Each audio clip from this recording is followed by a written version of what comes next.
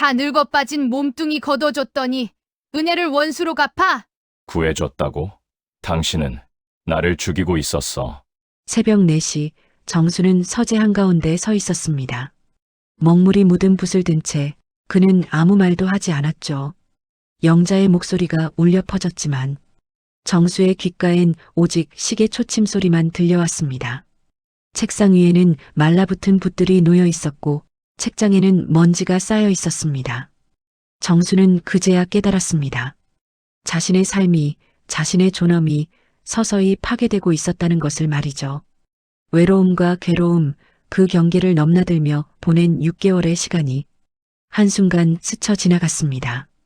외로움은 뼈가 시리지만 괴로움은 내 뼈를 깎아 먹는 고통이더군. 정수는 아내를 잃은 지 2년이 지난 어느 봄날 서재 창가에 앉아 먹을 갈고 있었습니다. 벼루 위에서 먹이 천천히 녹아들고 그 미세한 소리만이 집안을 채우고 있었죠. 아내가 세상을 떠난 뒤 정수의 삶은 고요 그 자체였어요. 아침엔 차 한 잔을 끓여 마시고 오전엔 서예를 하며 오후엔 옛 경전을 읽었죠. 저녁이 되면 딸 지훈과 화상 통화를 했고 밤엔 라디오를 들으며 잠자리에 들었습니다. 외로웠습니다. 아내가 남긴 빈자리는 컸고 밤마다 혼자 눕는 침대는 너무 넓었죠. 하지만 정수는 그 외로움을 견딜만하다고 생각했습니다. 적어도 자신의 시간이 온전히 자기 것이었으니까요. 그러던 어느 날 오랜 지인이었던 김 목사가 전화를 걸어왔습니다. 정 교수님, 제가 아는 분 중에 괜찮은 분이 한 분 계세요. 나이대도 적당한 것 같고 교양도 있으시고요. 한번 만나보시는 게 어떠세요? 정수는 처음엔 거절하려 했어요. 재혼이라는 것이 이 나이에 무슨 의미가 있을까 싶었으니까요. 하지만 김 목사는 끈질겼고 결국 정수는 한 번만 만나보겠다고 약속했습니다. 첫 만남의 장소는 한옥 찻집이었습니다. 정수가 도착했을 때 영자는 이미 자리에 앉아 있었죠. 63세라고 했지만 그녀는 젊어 보였습니다. 옅은 화장에 단정한 니트티, 그리고 부드러운 미소를 띤 얼굴. 목선은 우아했고 손은 희고 고왔습니다. 정수는 그 순간 묘한 설렘을 느꼈어요. 안녕하세요, 교수님. 김 목사님께 이야기 많이 들었어요. 목소리가 좋았습니다. 은쟁반의 옥굿을 굴러가듯 낭낭했고 차분했죠. 아, 네. 반갑습니다. 대화는 자연스럽게 흘러갔습니다. 영자는 정수의 말을 경청했고 적절한 질문을 던졌습니다. 정수가 서의 이야기를 꺼내자 영자는 눈을 반짝이며 말했어요. 저예요? 정말 고상한 취미시네요. 저는 그런 품격 있는 거 하시는 분들 너무 존경해요. 교수님은 정말 선비 같으세요. 선비. 그 단어가 정수의 가슴을 파고들었습니다. 아내가 살아있을 때도 이런 말을 들어본 적이 없었죠. 다음에 기회가 되면 교수님의 서예 작품을 한번 볼 수 있을까요? 정말 보고 싶어요. 정수는 고개를 끄덕였습니다. 그날 저녁 집으로 돌아온 정수는 오랜만에 설렘 같은 것을 느꼈습니다. 2년 만에 처음이었죠. 그 후로 정수와 영자는 몇 차례 더 만났습니다. 영자는 매번 정수의 이야기를 귀 기울여 들었고 정수가 권하는 차를 정성스럽게 마셨죠. 두 번째 만남에서 영자는 정수에게 조용히 물었습니다. 교수님, 혼자 사시면서 가장 힘든 게 뭐예요? 정수는 잠시 생각하다가 대답했습니다. 밤이 오는 게 두렵습니다. 해가 지면 집이 너무 조용해서요. 영자는 고개를 끄덕이며 정수의 손을 살짝 감쌌습니다. 따뜻한 온기가 전해졌고 정수는 심장이 덜컥 내려앉았습니다. 저도 그래요, 교수님. 저도 밤이 제일 무서워요. 혼자라는 게 이렇게 힘든 줄 몰랐어요. 그 순간 정수는 이 여자가 자신을 이해한다고 느꼈습니다. 세 번째 만남에서 정수는 영자를 집으로 초대했죠. 서재에 들어선 영자는 감탄사를 연발했습니다. 와, 정말 품격 있는 공간이네요. 이 먹향기, 이 고요함. 이런 곳에서 글씨를 쓰시는 거예요? 네. 정수는 그날 영자에게 직접 차를 끓여주었습니다. 영자는 조용히 앉아 찻잔을 두 손으로 감싸며 말했죠. 교수님 같은 분과 함께 할 수 있다면 남은 인생이 정말 평온할 것 같아요. 저도 이제 나이가 들면서 시끄러운 것보다는 이렇게 조용하고 차분한 게 좋더라고요. 정수는 그 말을 들으며 생각했습니다. 이 사람이라면 남은 인생을 함께해도 좋겠다고. 차를 마시고 영자는 서재를 둘러보았습니다. 책장 앞에서 멈춘 그녀는 조심스럽게 물었어요. 교수님, 이 책들 제가 한번 읽어봐도 될까요? 물론이죠. 어떤 책이 궁금하신가요? 영자는 노자의 도덕경을 꺼냈습니다. 이 책 제가 읽어드릴게요. 교수님 목소리도 좋으시지만 가끔은 제 목소리도 들어보세요. 영자는 정수의 바로 옆자리에 앉았습니다. 어깨가 살짝 맞닿았죠. 그녀가 책을 읽기 시작했습니다. 목소리는 부드러웠고 살짝 숙인 목 밑으로 보이는 하얀 목선과 단정하게 올린 머리카락 사이의 잔머리가 정수의 시선을 붙잡았습니다. 아내를 먼저 보내고 정정만 감도는 서재를 지킨 지 2년. 정수에게 고요함은 더 이상 안식이 아니라 서서히 숨을 조여오는 올감이었습니다. 그런 그에게 영자의 온기는 얼어붙은 대지의 도단한 새순과도 같았죠. 73년 인생을 살며 사별한 아내와도 나눠보지 못한 낯설고도 치명적인 설렘이었습니다. 죽은 줄로만 알았던 심장이 비명처럼 맥지를 시작했습니다. 그것은 단순한 끌림이 아니었습니다. 지독한 고립의 늪에서 자신을 건져 올려줄 유일한 구원을 만난 듯한 절박한 환희였습니다. 네 번째 만남은 더욱 결정적이었어요. 정수는 오전 내내 서예 작업을 했습니다. 어깨가 뻐근했고 목이 뻣뻣했습니다. 영자가 방문했을 때 정수는 홀로 어깨를 주무르고 있었습니다. 교수님, 너무 무리하셨나 봐요. 영자가 다가왔습니다. 그녀는 정수의 뒤에 서서 조용히 물었죠. 제가 좀 도와드릴까요? 정수가 대답하기도 전에 영자의 따뜻한 손이 정수의 어깨 위에 올려졌습니다. 그녀의 손가락 끝이 정수의 뻣뻣한 근육을 지그시 눌렀습니다. 정수는 평생 느껴보지 못한 해방감을 느꼈습니다. 교수님 어깨가 이렇게 딱딱한 줄 몰랐어요. 그동안 얼마나 혼자 견디신 거예요. 영자의 낮은 귓속말과 함께 그녀의 가슴팍이 정수의 등에 살짝 닿을 듯 말 듯 스쳤습니다. 정수는 그 순간 이 여자가 자신을 구원하러 온 천사라고 확신했습니다. 저 같은 사람이라도 교수님 곁에서 조금이나마 도움이 될 수 있으면 좋을 것 같아요. 정수는 뒤돌아 영자를 바라보았습니다. 그녀의 눈에는 진심이 담겨 있었어요. 아니, 그렇게 보였죠. 그날 저녁 정수는 영자에게 청혼했어요. 영자 씨, 저와 함께 남은 인생을 보내주시겠습니까? 영자는 눈물을 글썽이며 고개를 끄덕였습니다. 네, 교수님. 저야말로 감사합니다. 이 나이에 누굴 초대해서 예식장에 서는 건 남사스러운 일이었기에 정수는 식을 생략하자고 했습니다.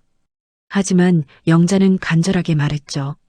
교수님, 하느님 앞에서 우리가 하나됨을 구하고 축복받고 싶어요. 아주 작게, 우리끼리만요. 결국 정수는 못 이기는 척 그녀의 손을 잡고 그녀가 다니는 작은 개척교회 예배당에 섰습니다. 흰 드레스 대신 단정한 정장을 입은 영자는 서양 내내 감격에 겨운 듯 눈물을 훔쳤고 정수는 그런 그녀가 가냘프고 순수해 보여 마음이 저릿했죠. 몇 안 되는 영자의 교회 지인들이 박수를 치며 소란스럽게 축복을 건넸지만 정수는 그저 허허 웃으며 넘겼습니다. 그것이 고요했던 자신의 서재가 무너지는 전주곡인 줄은 꿈에도 모른 채 말입니다. 딸 지우는 해외에 있어 참석하지 못했지만 화상통화로 축하 인사를 전했습니다. 아빠, 행복하세요. 이제 혼자 안 계셔도 되니까 다행이에요. 정수는 딸의 말에 미소를 지었습니다. 영자도 옆에서 환하게 웃으며 지훈에게 손을 흔들었어요. 지윤 씨, 아빠 잘 모실게요. 걱정하지 마세요. 결혼식이 끝나고 정수와 영자는 정수의 집에서 신혼생활을 시작했습니다. 처음 한 달은 완벽했어요. 영자는 정수가 서재에서 시간을 보낼 때 조용히 기다려 주었습니다. 정수가 좋아하는 차를 정성스럽게 준비했습니다. 저녁에는 소박하지만 정갈한 식사를 차려주었죠. 어느 날 아침 정수가 서재에서 먹을 갈고 있을 때 영자가 조용히 들어왔어요. 여보, 먹 가는 소리가 참 좋네요. 외롭지 않고 평화로워요. 영자는 정수 옆에 앉았습니다. 그리고 정수의 투박한 손 위에 자신의 희고 고운 손을 가만히 얹었습니다. 제가 도와드릴게요. 영자의 손이 정수의 손을 감싸며 함께 먹을 갈았습니다. 정수는 그녀의 체온이 먹물을 타고 자신의 팔로 가슴으로 전달되는 듯한 착각에 빠졌죠. 이렇게 함께 있으니 정말 좋네요. 정수는 행복했습니다. 역시 이 선택이 옳았구나라고 생각했죠. 하지만 변화는 서서히 너무나 교묘하게 찾아왔습니다. 결혼 2달째 영자는 조심스럽게 제안했습니다. 여보, 제가 다니는 교회 권사님들이 한번 뵙고 싶대요. 괜찮을까요? 아주 좋은 분들이에요. 정수는 거절할 이유가 없다고 생각했습니다. 그래요. 첫 방문은 정말 조용했습니다. 2명의 권사님이 왔고 그들은 예의 바르게 인사했죠. 차를 마시며 조용히 대화를 나누고 갔어요. 교수님, 권사님들 어때요? 괜찮은 분들 같죠? 정수는 고개를 끄덕였습니다. 하지만 그것은 시작에 불과했어요. 일주일 후 영자는 다시 물었어요. 여보, 이번엔 권사님들이 4명 오신대요. 괜찮죠? 정수는 또 허락했습니다. 4명이 왔고 이번에는 조금 더 시끄러웠죠.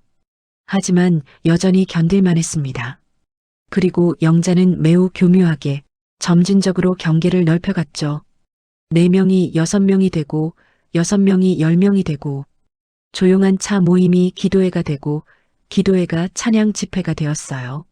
정수가 처음으로 불편함을 표현한 건 결혼 3개월째였어요. 여보, 손님들이 좀 자주 오는 것 같은데. 영자는 놀란 표정을 지었습니다. 여보, 저 혼자 있으면 너무 우울해요. 당신은 서재에서 글씨도 쓰시고 책도 읽으시니까 괜찮으시겠지만 저는 사람을 만나야 힘이 나거든요. 혹시 그게 너무 부담이 되나요? 그 말투에는 상처받은 듯한 뉘앙스가 담겨 있었습니다. 정수는 자신이 이기적인 사람처럼 느껴졌죠. 아니요, 그런 게 아니라. 여보, 제가 이러는 게 짐이 되는 건 아니죠. 저도 제 삶이 있는데 그걸 포기하라는 건 아니시죠? 정수는 더 이상 말하지 못했습니다. 영자는 눈물을 글썽이며 말했어요. 저는 당신을 위해 이렇게 조용히 살려고 노력하는데 그래도 부족한가 봐요. 정수는 죄책감을 느꼈습니다. 내가 너무 이기적이었나? 그녀도 자신의 삶이 있는데. 그날 이후 정수는 더 이상 불평하지 않았습니다. 그리고 영자는 그것을 알았습니다. 정수가 자신에게 아무 말도 하지 못한다는 것을 말이죠. 결혼 3개월째 정수의 서재는 더 이상 정수만의 공간이 아니었습니다. 어느 화요일 오전 정수는 평소처럼 먹을 갈고 있었습니다. 벼루 위에서 먹이 천천히 녹아들고 그 미세한 소리가 귓가에 스며들었습니다. 정수는 눈을 감았습니다. 이 순간만큼은 세상의 모든 소음이 사라지고 오직 먹과 물이 만나는 고요한 울림만이 존재했죠. 붓을 들어 한지 위에 첫 획을 긋는 순간이었습니다. 할렐루야! 주님을 찬양합니다. 쿵쿵쿵. 음악 소리가 벽을 타고 흘러들어왔습니다. 정수의 손이 떨렸고 붓끝에서 먹물이 한지 위에 번졌죠. 정갈하게 그으려던 획이 일그러지며 종이를 망쳤습니다. 정수는 붓을 내려놓고 서재 문을 열었습니다. 거실에서는 영자와 그녀의 교회 사람들이 찬송가를 부르고 있었어요. 아니, 부른다는 표현은 적절하지 않았습니다. 그들은 소리를 질러대고 있었습니다. 스피커에서는 요란한 반주가 흘러나왔고 영자는 마이크를 들고 춤을 추듯 몸을 흔들고 있었죠. 정수가 처음 만났던 그 단정하고 우아한 여자는 어디에도 없었습니다. 정수는 문 앞에 서서 그 광경을 바라보았습니다. 영자는 정수를 보더니 손을 흔들며 외쳤습니다. 여보, 같이 찬양해요. 주님께 영광을. 정수는 고개를 저었어요. 그리고 다시 서재로 돌아와 문을 닫았죠. 하지만 소리는 문을 뚫고 들어왔습니다. 정수는 귀마개를 꺼내 귀에 꽂았지만 소용없었습니다. 저음의 진동이 바닥을 타고 올라왔고 영자의 고음 찬양 소리가 벽을 뚫고 스며들었어요. 정수는 붓을 다시 들 수 없었습니다. 그날 오전 정수가 할 수 있었던 건 창밖을 멍하니 바라보는 것뿐이었죠. 점심시간이 되어서야 집안이 조용해졌습니다. 영자의 손님들이 돌아갔고 영자는 부엌에서 설거지를 하고 있었습니다. 정수는 거실로 나와 소파에 앉았죠. 바닥에는 과자 부스러기가 흩어져 있었고 탁자 위에는 커피 얼룩이 남아 있었습니다. 여보, 정수가 조용히 불렀습니다. 영자는 고개를 내밀며 밝게 대답했어요. 네, 여보. 점심 드실래요? 아니, 그게 아니라 오늘 손님들이 좀 시끄러웠어요. 제가 서재에서 작업을 하는데 소리가 너무 커서. 영자는 손을 닦으며 거실로 나왔습니다. 그녀의 표정은 여전히 밝았지만 눈빛은 차가워 보였습니다. 여보, 저희가 주님을 찬양하는 건데 그게 시끄럽다고요? 아니, 그런 뜻이 아니라 조금만 소리를 줄여줄 수 있냐는 거예요. 영자는 한숨을 쉬었어요. 그리고 소파에 앉으며 말했습니다. 여보, 사실 제가 요즘 많이 힘들어요. 교수님은 맨날 서재에만 계시고 그래서 친구들을 부르는 건데 그것마저 못하게 하시면 저는 어떻게 살아요? 정수는 당황했습니다. 자신이 불평을 한 것인데 어느새 영자가 피해자가 되어 있었어요. 그런 게 아니라 여보, 혹시 저랑 결혼하신 거 후회하세요? 제가 기대에 못 미치나요? 영자의 눈에 눈물이 고였습니다. 정수는 더욱 당황했습니다. 아니요, 절대 그런 게 아니에요. 다만 저도 노력하고 있어요. 당신 좋아하시는 차도 끓여드리고 조용히 있으려고 애쓰고 있어요. 근데 그것만으로는 제가 너무 힘들어요. 사람은 사람을 만나야 살아요. 당신도 이해해 주셔야죠. 정수는 할 말을 잃었습니다. 영자는 눈물을 닦으며 부엌으로 돌아갔습니다. 정수는 소파에 앉아 천장을 바라보았습니다. 내가 너무 이기적인 건가? 그날 오후 정수는 서재에 혼자 앉아 생각했어요. 영자의 말이 맞는 것 같기도 했습니다. 자신은 서재에서 책을 읽고 글씨를 쓰면 되지만 영자는 사람을 만나야 힘이 나는 사람일 수도 있다고 말이죠. 정수는 자신이 잘못 생각했다고 결론 내렸습니다. 그리고 영자에게 다가가 사과했습니다. 여보, 아까는 내가 좀 이기적이었던 것 같아요. 미안해요. 영자는 밝게 웃으며 정수를 안았죠. 괜찮아요, 여보. 여보가 이해해 주시니 저도 힘이 나요. 다음부턴 좀 더 조용히 할게요. 약속해요. 하지만 그 약속은 지켜지지 않았어요. 그날 저녁 6시 집 초인종이 울렸습니다. 정수는 서재에서 나와 현관을 바라보았죠. 영자가 문을 열자 10명 가까운 사람들이 우르르 들어왔습니다. 권사님, 저희 왔어요. 어머, 다들 어서 와요. 오늘은 댄스 연습하는 날이잖아요. 댄스 연습이라니. 정수는 귀를 의심했습니다. 영자는 그들을 거실로 안내했고 곧 거실에서는 신나는 댄스 음악이 흘러나오기 시작했습니다. 쿵쿵쿵 바닥이 울렸죠. 사람들의 발소리와 웃음소리 그리고 영자의 구령소리가 집안을 가득 채웠습니다. 하나, 둘, 셋, 넷, 자, 다시 한번. 정수는 서재 문을 닫고 책상에 앉았습니다. 하지만 집중할 수 없었죠. 바닥의 진동이 책상을 흔들었고 음악 소리가 귓가를 때렸습니다. 정수는 손으로 얼굴을 감쌌습니다. 분명 영자는 조용히 하겠다고 약속했습니다. 그런데 오히려 더 시끄러워졌죠.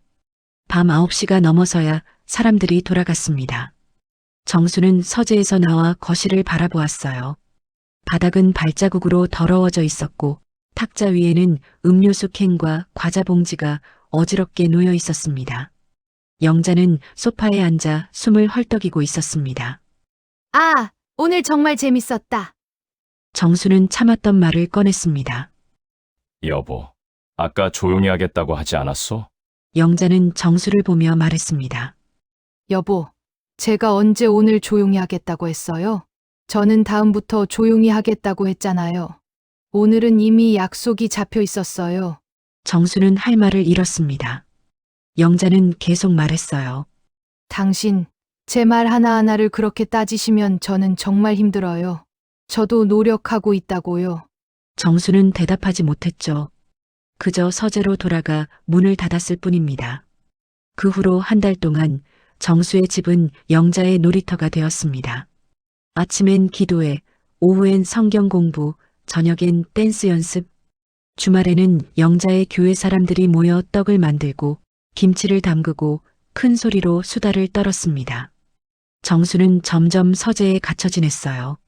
거실은 더 이상 정수의 공간이 아니었고 부엌조차도 영자와 그녀의 사람들이 차지하고 있었습니다. 정수는 식사 시간을 피해 라면을 끓여 먹었고 밤늦게야 조용히 화장실을 다녀왔어요. 자신의 집에서 눈치를 보며 살고 있었습니다. 어느 날 아침 정수는 서재 책장을 정리하다가 자신의 변화를 깨달았죠. 책상 위에는 먼지가 쌓여 있었고 붓은 붓거리에 걸린 채 말라붙어 있었어요. 벼루에는 오래된 먹물이 굳어 있었습니다. 정수는 손으로 먼지를 닦아내며 깨달았습니다. 나는 서예를 하지 못하고 있구나. 지난 한 달간 정수는 단 한 번도 제대로 된 작품을 완성하지 못했습니다. 먹을 갈다가도 소음에 방해받고 붓을 들다가도 진동에 손이 떨렸죠. 정수는 창밖을 바라보았어요. 봄이 지나고 여름이 왔습니다. 나무들은 푸르렀지만 정수의 마음은 점점 시들어가고 있었습니다. 어느 날 저녁 정수는 다시 한번 영자와 이야기를 시도했습니다. 여보, 잠깐 이야기 좀 합시다. 영자는 휴대폰을 보다가 고개를 들었어요. 네, 무슨 일이에요? 요즘 집이 너무 시끄러워요. 제가 집에서 휴식을 취할 수가 없어요. 영자는 휴대폰을 내려놓고 정수를 바라보았습니다. 그녀의 눈빛은 차가웠어요. 당신, 또 그 이야기예요? 제가 친구들 만나는 게 그렇게 싫으세요? 싫다는 게 아니라 너무 자주, 너무 시끄럽게. 영자는 목소리를 높였어요. 그럼 저한테 뭘 바라는 거예요? 집에서 조용히 앉아만 있으라는 거예요? 숨도 쉬지 말고. 그게 아니라 영자는 자리에서 벌떡 일어났습니다. 여보, 저도 사람이에요. 제 생활이 있다고요. 교수님은 원래 혼자 사셨으니까 모르시겠지만 저는 사람을 만나야 살아요. 정수도 자리에서 일어났어요. 여보, 나도 당신의 생활을 존중하고 싶소. 하지만 이건 너무 심하지 않소? 매일같이 이렇게 많은 사람들이 와서. 영자는 정수의 말을 끊었습니다. 너무 심하다고요? 여보, 사실대로 말씀드릴게요. 당신은 너무 지루해요. 세상이 얼마나 변했는데 아직도 그렇게 조용하게만 살려고 하세요? 정수는 그 말에 충격을 받았습니다. 내가 지루하다고? 네, 솔직히 그래요. 맨날 서재에만 틀어박혀서 글씨 쓰고 책만 읽고 다들 건강 생각해서 운동하고 활발하게 사는데 당신만 그렇게 사시잖아요. 정수는 할 말을 잃었죠. 영자는 계속 말했습니다. 그리고 여보, 나나 하니까 이 나이 먹고 당신이랑 사는 거지. 솔직히 나 없으면 당신 외로워서 어떻게 살려고 그러세요? 저라도 있으니까 이렇게 사시는 거잖아요. 정수는 가슴이 철렁했습니다. 영자의 말에는 협박에 가까운 뉘앙스가 담겨 있었습니다. 저를 너무 괴롭히시면 저도 생각이 있어요. 영자는 그렇게 말하고는 방으로 들어가 문을 쾅 닫았습니다. 정수는 거실에 홀로 남았죠. 정수는 소파에 주저앉았습니다. 손이 떨리고 영자의 말들이 머릿속을 맴돌았습니다. 지루하다. 외로워서 어떻게 살 거냐. 생각이 있다. 정수는 그제야 깨달았습니다. 영자는 처음부터 자신을 속였던 것이라고. 조용하고 품이 있는 척했지만 진짜 영자는 시끄럽고 자기 중심적인 사람이었다는 것을, 그리고 이제는 정수를 심리적으로 조종하고 있다는 것을 말이죠. 그날 밤 정수는 서재에서 혼자 술을 마셨어요. 평소엔 술을 즐기지 않았지만 그날만큼은 술이 필요했죠. 잔을 기울이며 정수는 서재를 둘러보았습니다. 책장 위에는 정수가 평생 아껴온 서예 작품들이 걸려 있어야 했습니다. 하지만 있어야 할 자리는 비어 있었습니다. 대신 그 자리에는 영자의 화려한 조화와 큼지막한 십자가, 장식품들이 주인인양 들어앉아 있었죠. 내 글씨들이 언제 내려간 걸까? 정수는 도저히 기억이 나지 않았습니다. 영자가 웃으며 집안을 꾸미는 동안 정수의 세계는 소리 없이 지워지고 있었던 것입니다. 정수는 책상으로 다가갔습니다. 먼지를 닦아내고 말라붙은 붓을 바라보았어요. 나는 무엇을 잃어가고 있는 걸까? 정수는 붓을 들어 물에 적셨습니다. 하지만 붓은 이미 굳어버려 제대로 펴지지 않았습니다. 정수는 붓을 내려놓았죠.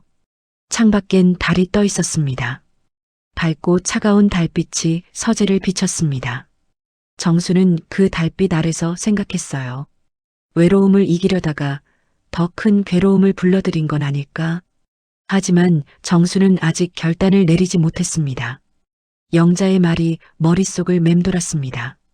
자신이 없으면 외로워서 어떻게 살 거냐? 정수는 두려웠습니다. 다시 혼자가 되는 것이, 그 외로움이. 그래서 참았습니다. 조금만 더 견디면 상황이 나아질 거라고 믿으며 말이죠. 하지만 상황은 나아지지 않았습니다. 오히려 더 악화되어 갔죠. 결혼 5개월째, 정수는 집에서 유령처럼 지내고 있었습니다. 아침 6시, 정수는 영자가 깨기 전에 일어나 조용히 서재로 향했어요. 그곳만이 유일하게 정수가 숨 쉴 수 있는 공간이었으니까요. 차를 끓이고 창밖을 바라보며 하루를 시작했습니다. 영자가 일어나면 집안은 다시 소란스러워질 테니까요. 정수는 거울을 보며 자신의 얼굴을 확인했습니다. 눈 밑에는 다크서클이 생겼고 뺨은 움푹 들어갔어요. 5개월 만에 5kg이 빠졌죠. 식사를 제대로 하지 못했기 때문입니다. 영자와 그녀의 사람들이 부엌을 차지하고 있을 때가 많아서 정수는 제때 식사를 할 수 없었습니다. 라면으로 끼니를 때우는 날이 많았죠. 그러던 어느 금요일 오후 정수의 휴대폰이 울렸습니다. 딸 지윤이었죠. 아빠, 저 다음 주에 잠깐 들어가요. 학회 발표 때문에 서울 가는데 이틀 정도 집에 있어도 될까요? 정수는 가슴이 뛰었습니다. 딸을 본 지 6개월이 넘었었죠. 해외에서 박사과정을 밟느라 고생하는 딸이 잠깐이라도 집에 온다니 정수는 기뻤어요. 그럼 당연하지. 언제 도착하는데?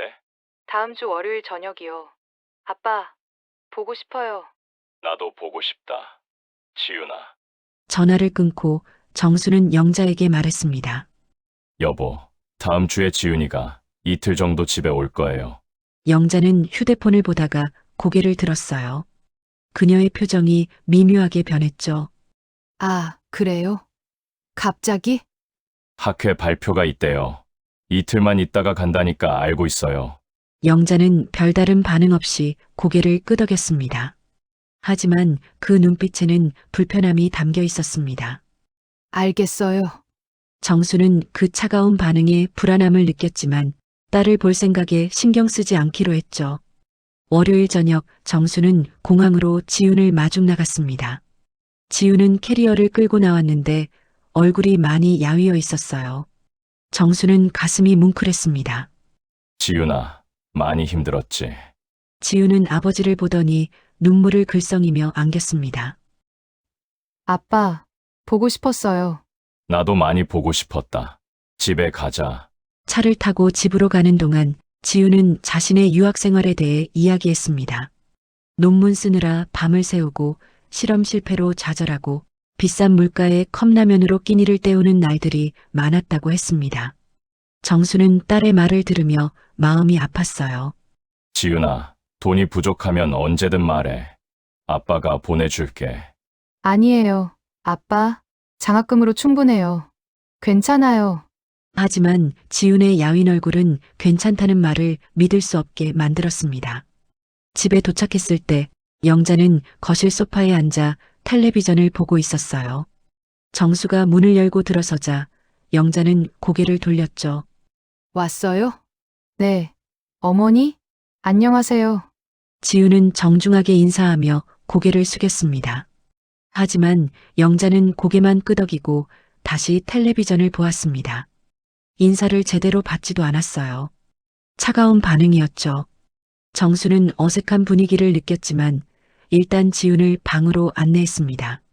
지윤아, 내 방 그대로 있어. 짐 풀고 쉬어. 네. 바빠? 고마워요. 저녁 식사 시간이었습니다. 정수는 오랜만에 딸과 함께 식사를 하게 되어 기분이 좋았죠. 하지만 영자는 식탁에 앉자마자 차가운 분위기를 만들었습니다. 지윤 씨는 언제 돌아가요? 수요일 아침 비행기예요. 어머니. 아, 그래요. 짧게 있다 가네요. 영자는 무심하게 말했습니다. 지우는 어색하게 웃으며 밥을 먹었어요. 정수는 분위기를 바꾸려 애썼습니다. 지윤아, 요즘 논문은 잘 진행되고 있어? 네. 아빠, 다음 달에 초고를 제출할 거예요. 그래, 고생이 많구나. 영자는 반찬을 집어먹으며 말했어요. 요즘 젊은 사람들 유학 가서 고생한다고 하던데, 그래도 해외 나가면 좋은 거 아니에요? 우리 때는 해외여행도 못 갔는데, 지우는 미소를 잃지 않으려 애쓰며 대답했습니다. 공부하러 가는 거라 관광은 못해요, 어머니. 대부분 실험실이랑 도서관에서 시간을 보내요. 그래도 좋잖아요. 해외 나가는 게 어딘데, 배부른 소리 하시네. 정수는 영자의 말투에서 싸늘함을 느꼈습니다. 지훈도 느꼈을 겁니다. 지훈의 미소가 굳어졌어요. 식사는 어색하게 끝났고 지훈은 방으로 들어갔죠. 밤 10시쯤 정수는 지훈의 방 앞을 지나다가 안에서 들리는 소리에 걸음을 멈췄습니다. 지훈이 누군가와 영상통화를 하고 있었어요. 응, 나 지금 집에 있어. 근데 좀 어색해. 아빠 재혼하신 분이 나를 별로 안 좋아하는 것 같아.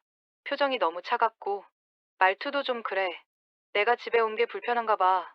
정수는 가슴이 철렁했습니다. 지훈이 불편해하고 있다는 걸 눈치챈 것입니다. 정수는 문을 두드리지 못하고 조용히 서재로 돌아왔습니다. 다음 날 아침 더 큰 문제가 생겼습니다. 정수는 지훈과 함께 아침 식사를 준비하고 있었습니다. 영자는 아직 자고 있었죠. 지훈은 부엌에서 커피를 끓이며 아버지와 이야기를 나누고 있었습니다.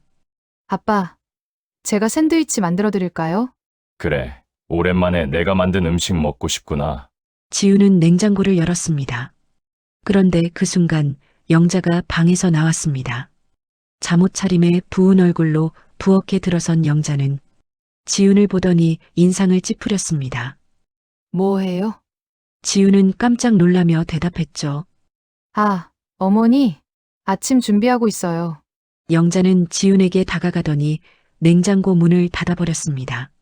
아니, 왜 냉장고를 함부로 열어요? 그리고 여기 부엌은 제가 쓰는 곳인데 허락도 안 받고요. 정수는 황급히 끼어들었습니다. 여보, 지윤이가 우리 아침 만들어준다는 건데. 영자는 정수를 쏘아보았죠. 당신은 가만히 계세요. 제가 부엌 주인인데 제 허락도 없이 냉장고를 열면 어떡해요? 요즘 젊은 사람들은 예의가 없어요. 지훈은 냉장고 문을 닫으며 작은 목소리로 말했습니다. 죄송해요, 어머니. 제가 생각이 짧았어요. 영자는 그 말에도 표정을 풀지 않고 부엌을 차지했습니다. 지훈은 거실로 나왔고 정수는 딸을 따라 나왔습니다. 정수는 지훈의 어깨에 손을 얹으며 속삭였어요. 지윤아, 아빠가 미안하다. 내가. 지훈은 억지로 웃으며 말했습니다. 괜찮아요, 아빠. 제가 조심할게요. 하지만 지훈의 눈빛은 상처받은 것이 역력했습니다. 정수는 가슴이 미어졌어요. 그날 오후 더 충격적인 일이 벌어졌습니다. 정수는 서재에 있었고 지훈은 거실에서 노트북으로 논문을 수정하고 있었죠. 그때 초인종이 울렸습니다. 영자가 문을 열자 젊은 남자가 들어왔습니다. 영자의 아들 현우였습니다. 엄마, 왔어. 어머, 우리 아들. 갑자기 웬일이야? 현우는 30대 중반쯤 되어 보였습니다. 캐주얼한 옷차림에 명품 가방을 들고 있었어요. 영자는 아들을 안으며 기뻐했습니다. 그 모습은 지훈을 대할 때와는 완전히 달랐죠.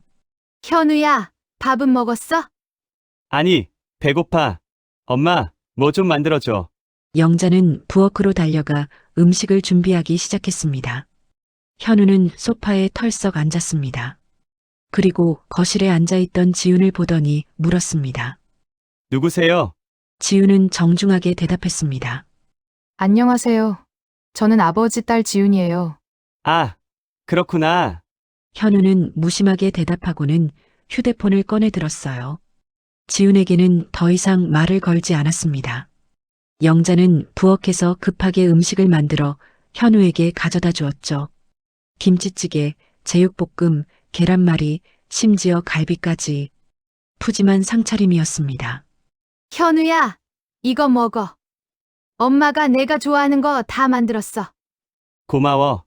엄마, 정수는 서재에서 나와 그 광경을 바라보았습니다. 아침에 지훈이 냉장고를 열려고 했을 때는 그렇게 화를 냈던 영자가 자신의 아들을 위해서는 이렇게 정성을 다해 음식을 만들고 있었습니다. 정수는 가슴이 답답했어요. 점심 식사 후 현우는 영자와 함께 방으로 들어갔습니다. 정수는 지훈과 함께 거실에 남았습니다. 지훈은 조용히 말했죠. 아빠, 어머니가 저한테는 너무 차갑고 저분 아들한테는 완전히 다르게 대하시네요. 정수는 대답할 말이 없었습니다. 사실이었으니까요. 제가 뭔가 잘못한 게 있나요? 아니다. 지훈아, 내 잘못이 아니야. 하지만 정수도 알고 있었습니다. 이것은 지훈의 잘못이 아니라 영자의 차별이라는 것을 말이죠. 그날 저녁 정수는 우연히 영자와 현우의 대화를 엿듣게 되었습니다. 서재에서 나오다가 방문 틈으로 들리는 소리에 걸음을 멈췄죠. 엄마, 그래서 말인데, 요즘 주식이 안 좋아서 돈 좀 필요해. 얼마나? 한 500만 원만. 알았어. 엄마가 줄게. 교수님, 그 관리 통장 체크카드로 뽑으면 돼. 정수는 복도 끝에서 그 소리를 듣고 멈춰 섰습니다. 관리 통장 카드라고? 그것은 결혼 초 영자가 제안했던 것이었습니다.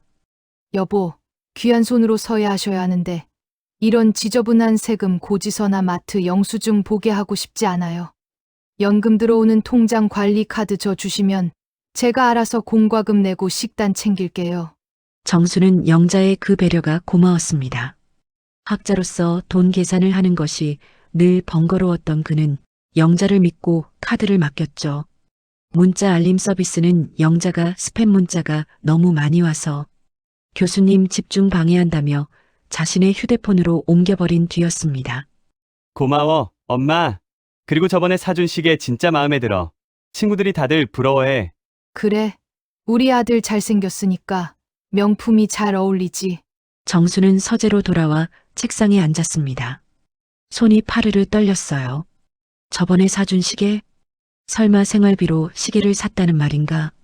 정수는 기껏해야 몇십만 원짜리겠거니 생각했습니다. 다음 날 현우가 나가며 손목을 올렸을 때 정수는 그 번쩍이는 시계를 보았습니다.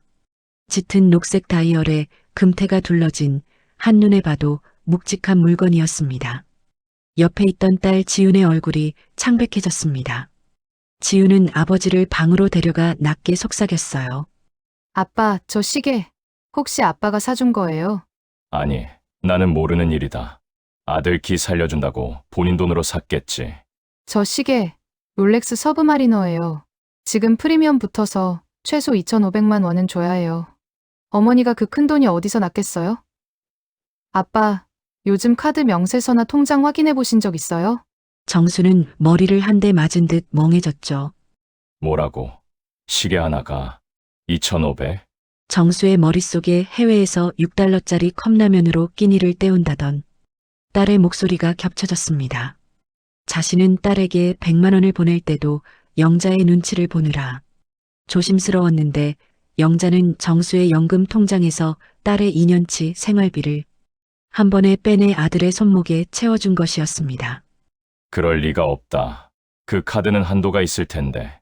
아빠, 체크카드는 통장에 잔고만 있으면 한도만큼 다 빠져나가요. 영수증 날아오는 거 없었어요? 정수는 그제야 깨달았어요. 매달 우편함에 꽂혀 있어야 할 카드 명세서가 보이지 않았던 이유를요. 영자는 정수가 서재에서 먹을 가는 동안 현관문 앞에서 정수의 존엄과 재산을 차곡차곡 가로채고 있었던 것입니다.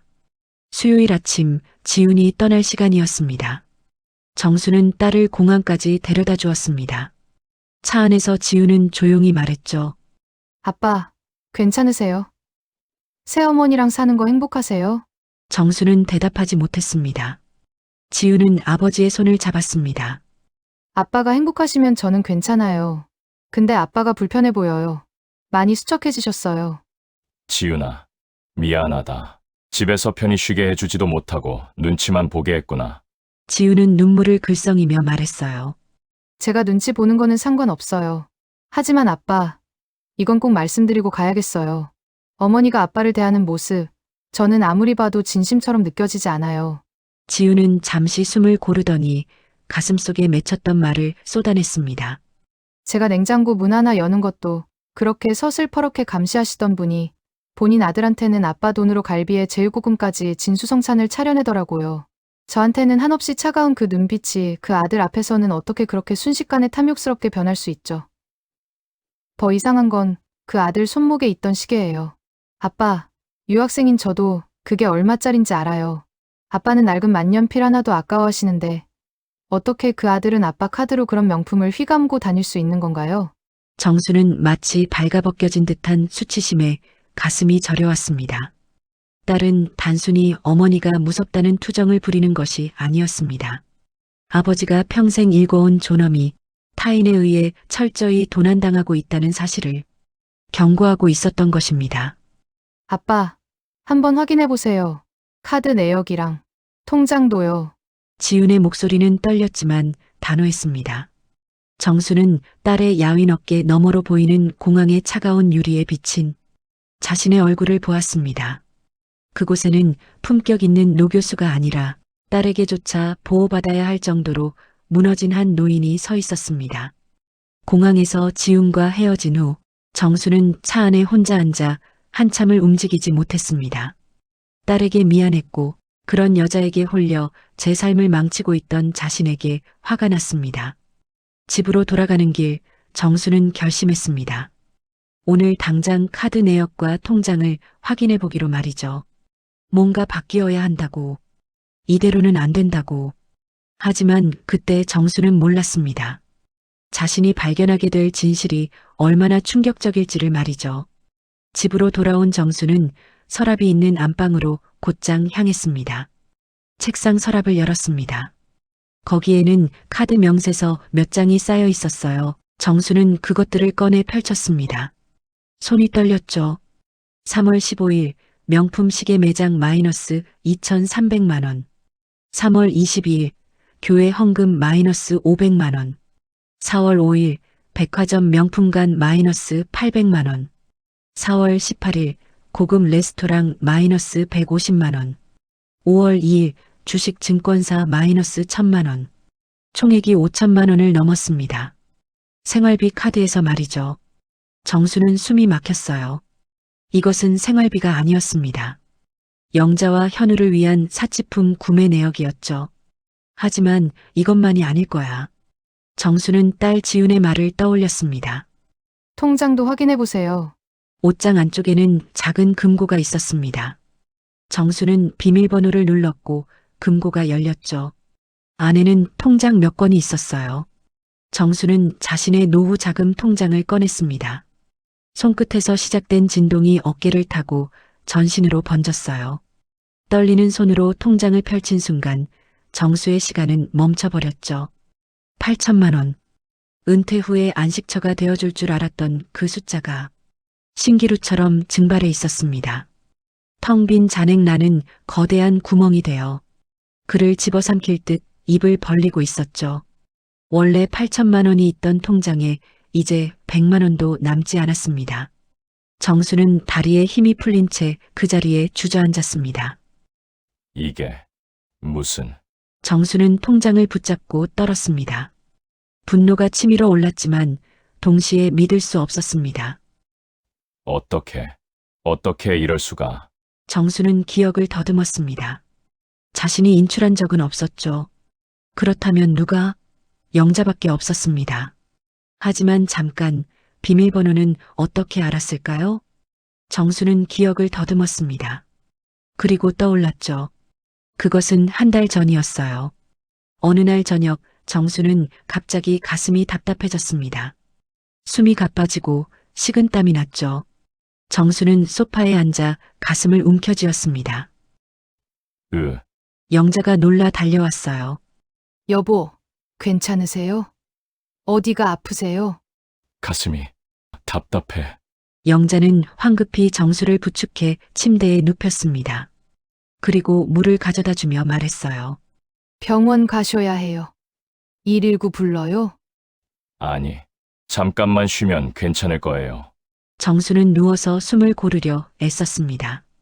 영자는 정수의 손을 잡으며 걱정스러운 표정을 지었죠. 여보, 너무 놀랐어요. 제가 얼마나 걱정했는지 아세요? 미안. 하오. 영자는 정수의 이마를 쓰다듬으며 말했습니다. 여보, 만약 당신한테 무슨 일이 생기면 저는 어떻게 해요? 저 혼자서 어떻게 해요?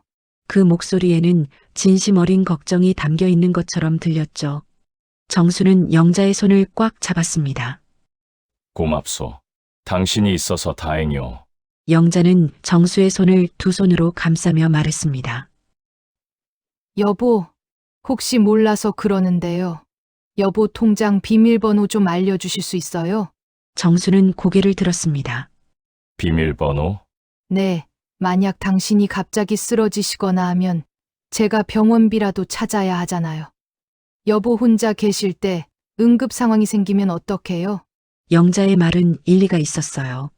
그리고 여보, 솔직히 말씀드리면 저도 무서워요. 당신한테 무슨 일이 생기면 제가 아무것도 할 수 없잖아요. 제발 저를 믿어주세요. 저는 당신을 지키고 싶어요. 영자는 눈물까지 글썽였습니다. 정수는 그 모습을 보며 마음이 약해졌죠. 알았소. 비밀번호는 5281이오. 5281. 알겠어요. 꼭 기억할게요. 걱정 마세요. 제가 당신 지켜드릴게요. 영자는 정수를 안으며 말했습니다. 정수는 그 온기에 안도했습니다. 역시 이 사람은 나를 걱정해 주는구나. 하지만 그것은 착각이었죠. 영자는 정수를 걱정한 것이 아니라 비밀번호를 얻기 위해 연기를 한 것이었습니다. 정수는 그 기억을 떠올리며 온몸이 떨렸습니다. 내 건강을 걱정하는 척. 연기를 했구나. 정수는 자신의 어리석음에 분노했습니다. 정수는 통장을 들고 거실로 나갔어요. 영자는 여전히 전화 통화를 하고 있었습니다. 그래. 다음 주에 또 보자. 응, 알았어. 영자가 전화를 끊자 정수는 그녀 앞에 통장을 내밀었습니다. 당신, 이게 뭐요? 영자는 통장을 보더니 표정이 굳었죠. 잠시의 침묵이 흘렀어요. 아, 여보. 그게 당신이 내 통장에서 8천만 원 가까운 돈을 빼갔소. 맞소. 영자는 입술을 깨물었습니다. 그리고 태연하게 대답했죠. 네. 제가 인출했어요. 급한 일이 있어서요. 정수는 믿을 수 없다는 표정으로 영자를 바라보았습니다. 급한 일. 대체 무슨 일에 8천만 원을 쓴 거요? 영자는 자리에서 일어나며 말했습니다. 교회 헌금이요. 그리고 현우가 빚이 좀 있어서 갚아줬어요. 주식 투자 실패했다고 하더라고요. 정수는 분노가 폭발했습니다. 현우빚. 당신 아들 주식 빚을 내 노후 자금으로 갚았단 말이오? 그래요. 현우가 제 아들인데 제가 도와줘야죠. 정수는 목소리를 높였어요. 당신 아들을 돕는 건 당신 돈으로 하는 거요. 내 허락도 없이 내 평생 모은 돈을 가져간 게 정당화되는 건 아니오. 영자도 목소리를 높였습니다. 당신은 돈이 많으시잖아요. 연금도 나오고 집도 있고 저는 급한 일이 있었다고요. 내가 돈이 많건 적건 그건 내 돈이요. 당신 돈이 아니란 말이오. 영자는 정수를 노려보았습니다. 부부 사이에 네 돈 내 돈이 어디 있어요? 제가 필요해서 쓴 건데 왜 이렇게 난리예요? 정수는 할 말을 잃었어요. 영자는 계속 말했습니다. 그리고 당신 냉정하게 생각해봐요. 당신 지금 거울 속에 본인 모습이 어떤지 알아요? 나 아니었으면 당신 이 먼지 구덩이 서재에서 벽 보고 글씨나 쓰다가 고독 쌓였을 사람이에요. 나니까 옆에서 말동무해주고 사람 사는 집처럼 온기라도 넣어준 거지. 정수는 그 비정한 말에 숨이 턱 막혔습니다. 영자는 싸늘하게 덧붙였죠. 이 나이에 재혼해주는 여자가 얼마나 되는데요? 저 아니었으면 평생 혼자 외롭게 늙었을 거잖아요. 정수는 떨리는 목소리로 말했습니다. 당신 정말 그런 생각이었소? 영자는 어깨를 으쓱했습니다. 뭐 어때요? 서로 필요한 거 채우는 거죠. 당신은 외로움 달래고 저는 안정적인 생활 얻고. 정수는 더 이상 참을 수 없었습니다. 나가시오. 당장 이 집에서 나가시오. 영자는 비웃었습니다. 나가라고요? 여기가 왜 당신 혼자 집이에요? 우리 법적으로 부부예요. 나도 이 집 지분 있어요. 억울하면 법대로 하세요. 영자는 정수의 노후 자금을 빼돌린 것도 모자라 법적 권리를 운운하며 집을 점거해버렸습니다. 이혼하겠소. 당장 이혼하겠소. 영자는 웃음을 멈추고 정수를 쏘아보았습니다. 이혼 좋아요. 하세요. 근데 교수님, 재산 분할 아시죠? 제가 반은 가져갈 수 있어요. 정수는 온몸이 떨렸습니다. 당신이 내 돈을 훔쳐가 놓고 훔친 게 아니에요. 부부 공동 재산이에요. 법적으로요. 영자는 그렇게 말하고는 방으로 들어가 문을 쾅 닫았습니다. 정수는 거실에 주저앉았어요. 손에 든 통장이 떨렸습니다. 8천만 원. 정수가 평생 모은 노후 자금이었습니다. 그날 밤 정수는 서재에서 혼자 앉아 있었어요. 통장을 손에 들고 한참을 바라보았습니다. 정수는 자신의 어리석음에 분노했습니다. 어떻게 이렇게 쉽게 속을 수 있었을까? 정수는 눈을 감았어요. 머릿속에 영자의 얼굴이 떠올랐죠. 처음 만났을 때 그녀의 부드러운 미소, 차를 마시며 나눴던 대화, 서예를 보며 감탄하던 모습. 전부 거짓이었을까요? 아니, 처음부터 계획된 사기였을까요? 정수는 주먹을 쥐었습니다. 분노가 치밀어 올랐지만 동시에 자신에게도 화가 났죠. 73년을 살아오면서도 사람을 제대로 보지 못했구나. 다음 날 오전 정수의 휴대폰이 울렸습니다. 여보세요? 교수님, 저 민준입니다. 민준. 정수가 20년 전 가르쳤던 제자였습니다. 지금은 변호사로 일하고 있죠. 아, 민준이구나. 오랜만이다. 네, 교수님. 요즘 어떻게 지내세요? 애들한테 들었는데 재혼하셨다면서요? 정수는 잠시 말을 멈췄습니다. 재혼이라는 단어가 이제는 고통스럽게 느껴졌죠. 그래. 민주는 정수의 목소리에서 뭔가 이상함을 느꼈습니다. 교수님, 괜찮으세요? 목소리가 왜 이렇게 힘이 없으세요? 민준아, 사실은 정수는 잠시 망설이다가 결국 솔직하게 말했습니다. 요즘 좀 힘들구나. 교수님, 제가 찾아뵐까요? 이번 주말에 시간 되시면 한번 뵙고 싶은데요. 정수는 고개를 끄덕였습니다. 누군가와 이야기를 나누고 싶었죠. 그래, 토요일 오후에 오렴. 네, 교수님. 그럼 토요일에 뵙겠습니다. 토요일 오후 2시쯤 민준이 도착했습니다. 정장 대신 편한 옷차림이었지만 여전히 단정한 모습이었습니다. 정수는 현관에서 민준을 맞이했어요. 어서 와라, 민준아. 아, 교수님. 진작 찾아뵀어야 했는데 너무 오랜만에 와서 죄송합니다. 민준은 정수를 보더니 잠깐 표정이 굳었습니다. 정수가 많이 수척해졌기 때문이죠. 얼굴은 핏기가 없었고 눈 밑에는 다크서클이 짙었어요. 하지만 민준은 내색하지 않고 웃으며 인사했습니다. 거실로 들어서자 영자가 소파에 앉아 있었습니다. 민주는 정중하게 인사했습니다. 안녕하세요. 저는 교수님 제자 민준입니다. 영자는 무심하게 고개만 끄덕였어요. 네, 그리고 다시 휴대폰을 보았습니다. 민주는 어색한 표정을 지었지만 정수를 따라 서재로 향했습니다. 서재 문을 닫자 민주는 주위를 둘러보았습니다. 예전과 다른 점들이 눈에 들어왔어요. 책장 위에 놓여있던 정수의 서예 작품들이 사라지고 그 자리에 화려한 조화와 십자가, 장식품들이 놓여 있었습니다. 책상 위에는 먼지가 쌓여 있었고 붓은 붓거리에 말라붙어 있었죠. 민주는 조심스럽게 물었습니다. 교수님, 요즘 서예는 안 하세요? 정수는 창밖을 바라보며 대답했어요. 요즘은 집중이 안 되는구나. 민주는 정수의 표정을 살폈습니다. 예전에 보던 그 평온한 모습이 아니었죠. 정수는 지쳐 보였고 눈빛에 생기가 없었어요. 교수님, 괜찮으세요? 정수는 잠시 말이 없었습니다. 그리고 천천히 입을 열었습니다. 민준아, 사람이 외로움을 피하려다가 더 큰 괴로움을 만날 수 있다는 걸 아느냐? 민주는 가슴이 철렁했습니다. 그 말 속에 담긴 의미를 직감했기 때문입니다. 교수님, 무슨 일 있으세요?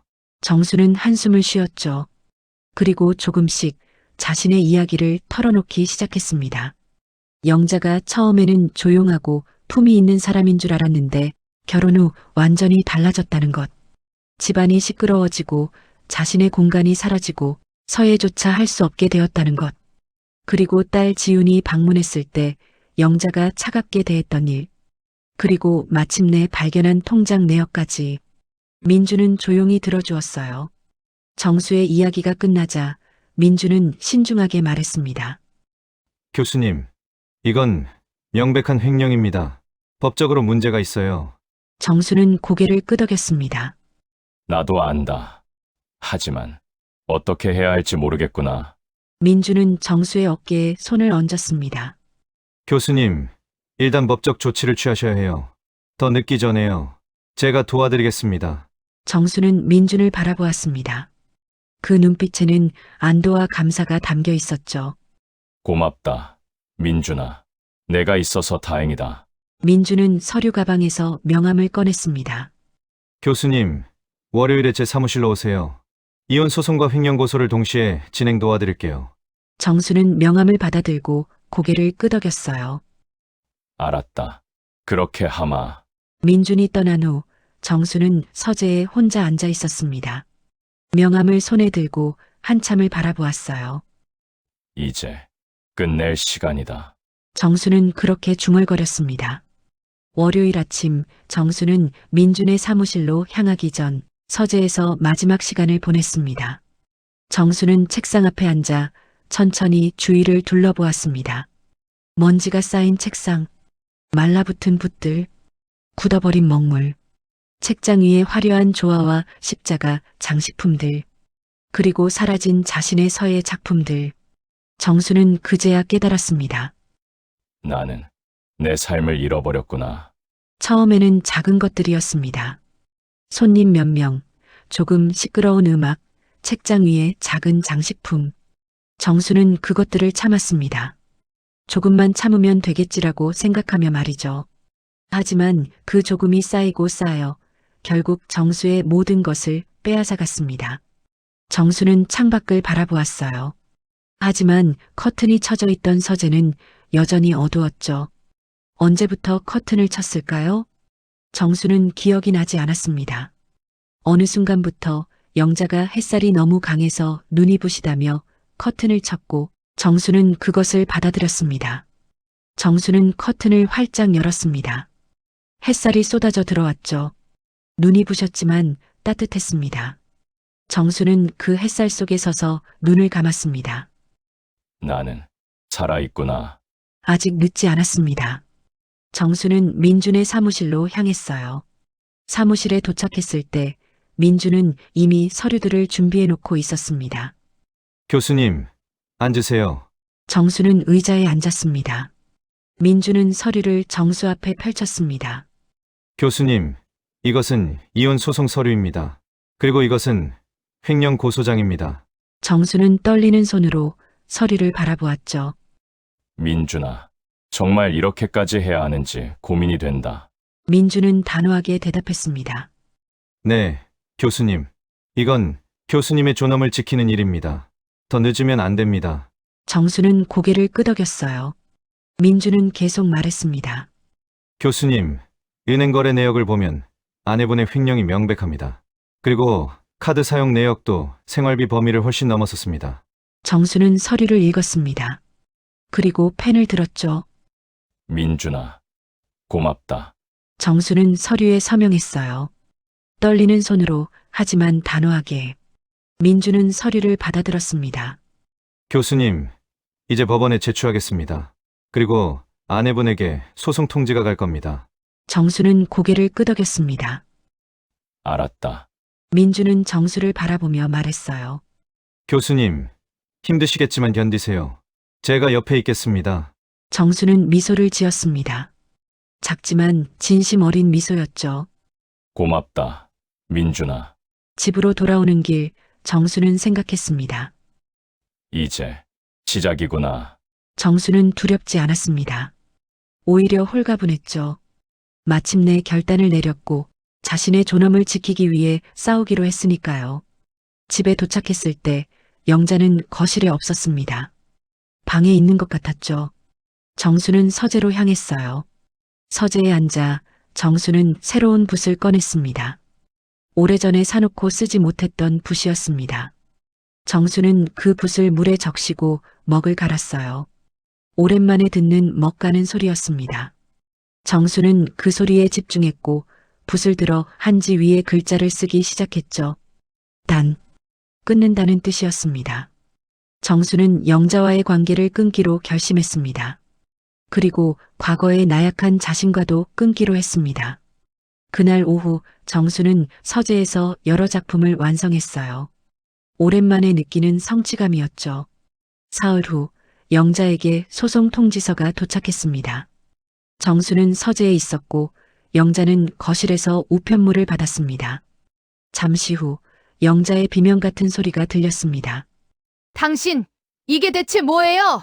정수는 서재에서 나와 거실로 걸어갔습니다. 영자는 소송 통지서를 들고 서 있었죠. 얼굴은 창백했고 손은 떨리고 있었어요. 이혼 소송이요. 그리고 횡령 고소요. 정수의 목소리는 차분했습니다. 영자는 믿을 수 없다는 표정으로 정수를 바라보았죠. 당신, 진심이에요? 정말로 저를 고소하시는 거예요? 그렇소. 영자는 소송 통지서를 탁자에 내던졌습니다. 왜요? 내가 뭘 그렇게 잘못했는데요? 정수는 영자를 똑바로 바라보았습니다. 감정의 동요 없이 차갑게 말했죠. 당신은 나를 처음부터 속였소. 조용하고 품위 있는 척하며 내 마음을 얻었지만 진짜 당신은 전혀 다른 사람이었소. 내 집을 시끄럽게 만들고 내 공간을 침범하고 내 딸을 냉대했소. 그리고 무엇보다 내 건강을 걱정하는 척하며 비밀번호를 얻어내 매 평생 모은 돈을 훔쳐갔소. 영자는 입술을 깨물었습니다. 훔친 게 아니에요. 부부 재산이에요. 정수는 고개를 저었습니다. 부부 재산이라 해도 상대방 동의 없이 가져가는 건 횡령이요. 법적으로 명백한 범죄요. 영자는 잠시 침묵하다가 갑자기 태도를 바꿨습니다. 목소리를 높이며 소리쳤죠. 좋아요. 이혼하시죠. 근데 생각해보세요. 나 없으면 당신이 혼자 어떻게 살 건데요? 외로워서 죽을 뻔한 걸 걷어준 은혜도 모르고. 정수는 조용히 대답했습니다. 당신은 내 외로움을 달래준 게 아니오. 오히려 더 큰 괴로움을 안겨줬소. 괴로움. 내가 당신을 뭘 그렇게 괴롭게 했는데요? 정수는 천천히 말했습니다. 외로움은 뼈가 시리지만 괴로움은 뼈를 깎는 고통이오. 나는 혼자 있을 때 외로웠지만 적어도 평온했소. 내 시간이 온전히 내 것이었고 내 공간에서 자유로웠소. 하지만 당신과 함께 지낸 이 6개월은 지옥이었소. 영자는 얼굴이 붉어졌습니다. 지옥이라고요? 내가 뭘 그렇게? 정수는 영자의 말을 끊었습니다. 내 집에서 이방인이 되었고 내 삶이 무너져 내렸소.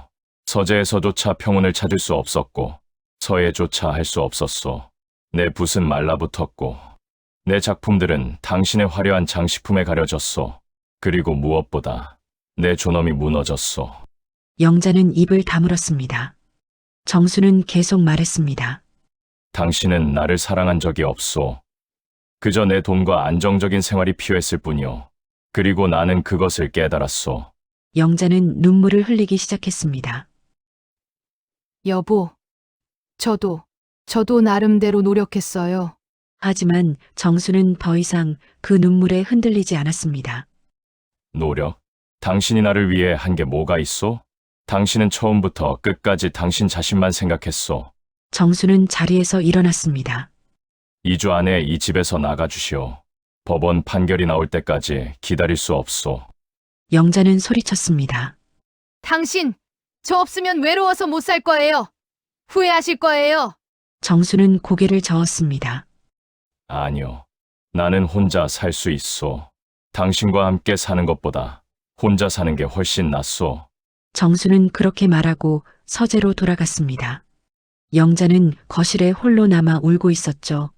정수는 서재에 앉아 창밖을 바라보았어요. 해가 지고 있었습니다. 붉은 노을이 하늘을 물들이고 있었어요. 정수는 그 노을을 보며 생각했죠. 이제 끝이 보이는구나. 정수는 책상 위에 종이를 펼치고 붓을 들어 글자를 썼습니다. 고요함이었습니다. 정수가 그토록 그리워했던 고요함이었어요. 그리고 이제 다시 찾게 될 고요함이었습니다. 며칠이 지났습니다. 영자는 짐을 싸기 시작했어요. 거실에 놓여있던 화려한 조화들, 십자가, 장식품들, 그녀의 옷가지들이 박스에 담겼죠. 정수는 서재에서 그 모습을 지켜보았습니다. 어느 날 저녁 영자의 아들 현우가 집에 왔습니다. 짐을 옮겨주러 온 것이었죠. 현우는 정수를 보더니 인사도 하지 않고 방으로 들어갔어요. 정수는 거실에 앉아 그들을 바라보았습니다. 영자와 현우는 박스를 들고 나갔습니다. 한 번, 두 번, 세 번. 집안에서 영자의 흔적들이 사라져갔습니다. 마지막 짐을 옮긴 후 영자는 거실에 서서 정수를 바라보았죠. 여보, 정말 이게 마지막인가요? 정수는 고개를 끄덕였습니다. 그렇소. 영자는 입술을 깨물었습니다. 그리고 작은 목소리로 말했어요. 교수님, 사실은 저도 처음에는 진심이었어요. 교수님이 좋았어요. 근데 제가 욕심이 생겼어요. 현우 걱정도 되고 돈도 필요하고 그러다 보니 이렇게 됐어요. 정수는 침묵했습니다. 영자는 계속 말했습니다. 미안해요, 교수님. 진심으로 미안해요. 제가 교수님한테 너무 심했어요. 정수는 고개를 들었어요. 그리고 조용히 말했죠.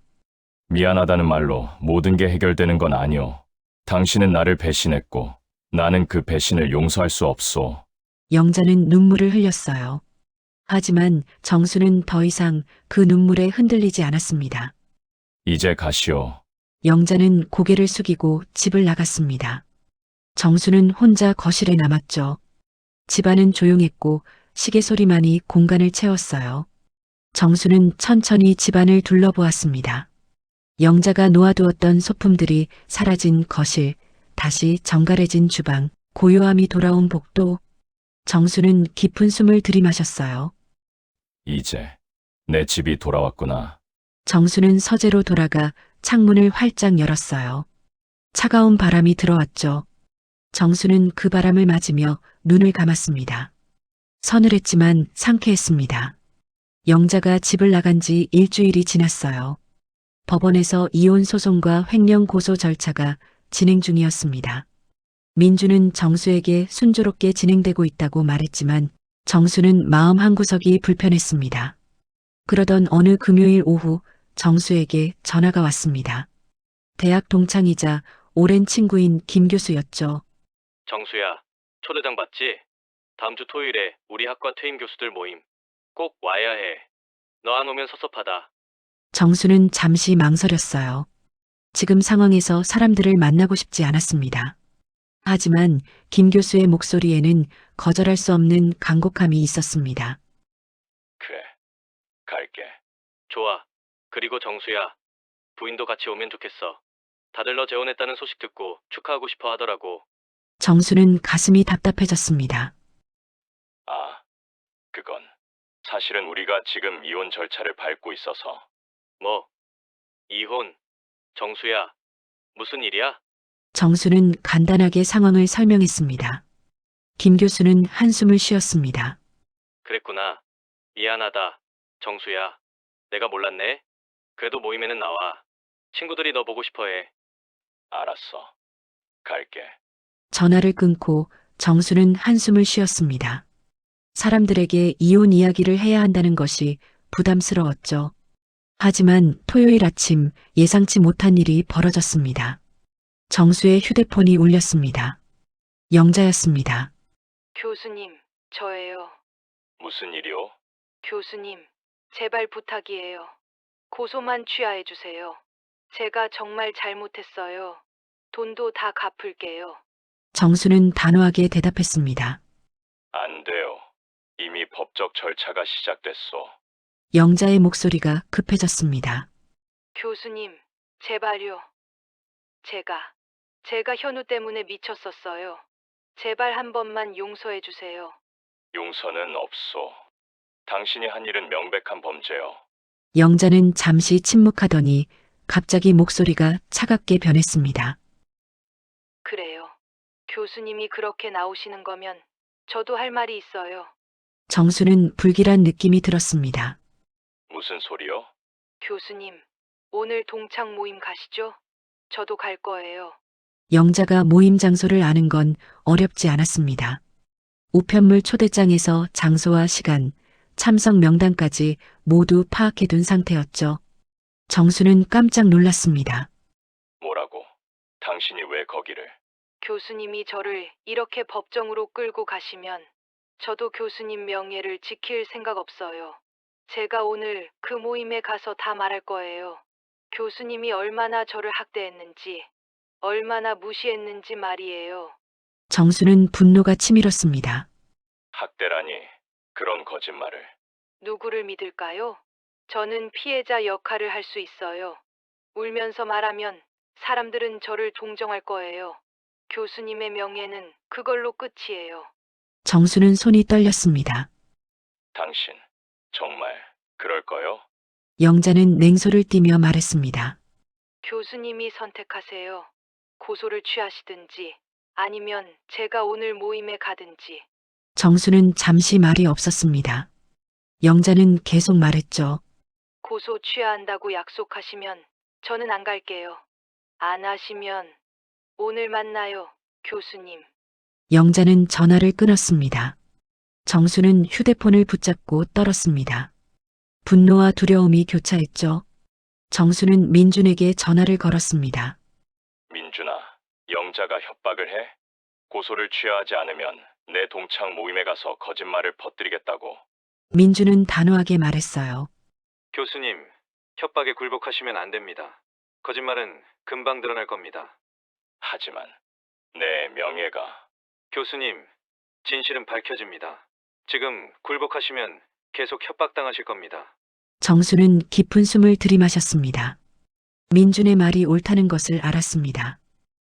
알았다. 고소는 취하지 않을게. 잘 결정하셨습니다, 교수님. 토요일 저녁 정수는 모임 장소인 강남의 고급 레스토랑에 도착했습니다. 이미 10명 정도의 교수들과 그 배우자들이 모여 있었습니다. 정수가 들어서자 사람들이 반갑게 맞이했습니다. 정수, 오랜만이야. 자네 재혼했다며? 축하. 미안. 김 교수한테 들었어. 힘들었겠네. 정수는 미소를 지으며 인사했습니다. 괜찮네. 다들 건강하신가? 사람들은 정수를 위로하며 자리를 권했어요. 정수는 안도했습니다. 영자가 오지 않은 것 같았죠. 자리에 앉아 식사가 시작되었어요. 처음에는 평온했습니다. 교수들은 옛날 이야기를 나누고 학문적인 주제로 대화를 이어갔습니다. 하지만 식사 중간 레스토랑 문이 열렸어요. 영자가 들어왔죠. 정수의 얼굴이 굳었습니다. 영자는 화려한 붉은색 원피스를 입고 있었어요. 격식 있는 이 자리와는 전혀 어울리지 않는 차림이었죠. 영자는 정수를 보더니 환하게 웃으며 다가왔습니다. 여러분, 안녕하세요. 저는 교수님 아내 영자예요. 사람들은 당황한 표정으로 서로를 바라보았습니다. 당신이 여기를 왜? 남편 모임인데 당연히 와야죠. 저도 인사드리고 싶어서요. 영자는 정수 옆 빈자리에 앉았습니다. 정수는 낮은 목소리로 말했죠. 당신 도대체 왜 온 거요? 영자는 정수를 보며 미소를 지었어요. 하지만 그 눈빛은 차갑게 빛났죠. 교수님이 선택하셨잖아요. 처음에 영자는 조용히 있었지만 와인이 나오자 영자는 계속 마시기 시작했죠. 한 잔, 두 잔, 세 잔. 얼굴이 붉어지고 목소리가 커지기 시작했어요. 교수님들, 제 얘기 좀 들어보세요. 사람들은 어색하게 웃으며 고개를 끄덕였습니다. 정수는 영자의 팔을 살짝 잡으며 말리려 했지만 영자는 정수의 손을 뿌리쳤어요. 왜요? 제가 이야기하는데 왜 말려요? 영자는 계속 큰 소리로 말했습니다.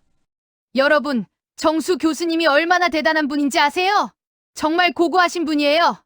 너무 고고해서 사람 취급도 안 하실 정도예요. 분위기가 싸늘해졌습니다. 사람들은 불편한 표정으로 서로를 바라보았습니다.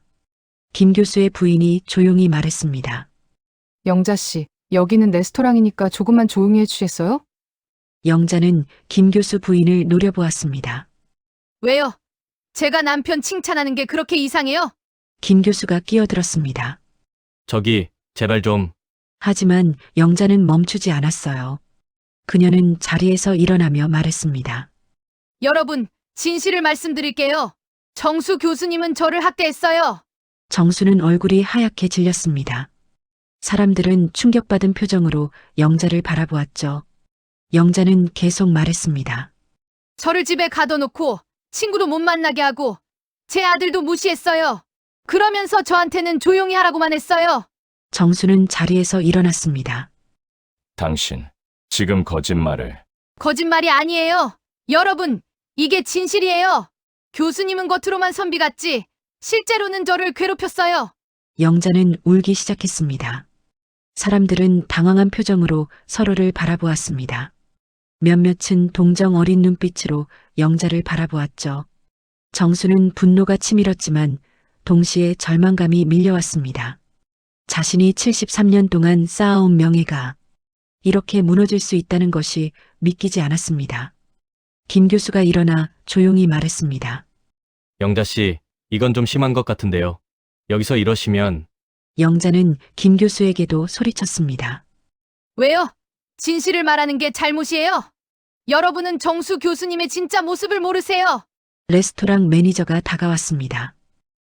다른 손님들께 피해가 가니 조용히 해주시겠습니까? 영자는 매니저에게도 소리쳤어요. 뭐, 내가 뭘 잘못했는데요? 여기는 손님을 이렇게 대해요. 영자의 고함과 비명으로 고급 레스토랑의 품격은 순식간에 난장판이 되었습니다. 저 노인네가 나를 학대했다는 영자의 날조된 폭로에 동료 교수들의 시선은 경악으로 물들었습니다. 예전의 정수라면 그 수치심에 고개를 숙였겠지만 이제는 달랐습니다. 정수는 영자의 팔을 거칠게 낚아채 밖으로 끌고 나가는 대신 떨리는 손으로 휴대폰을 꺼내 녹음 버튼을 눌렀습니다.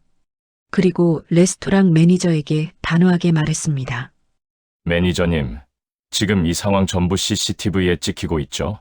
영업방해와 명예훼손에 대한 증거물로 경찰에 제출할 예정이니 영상 보존해 주십시오. 지금 바로 경찰에 신고하겠습니다. 영자의 눈이 휘둥그레졌습니다. 뭐, 당신 지금 경찰에 신고한다고? 나 당신 아내야.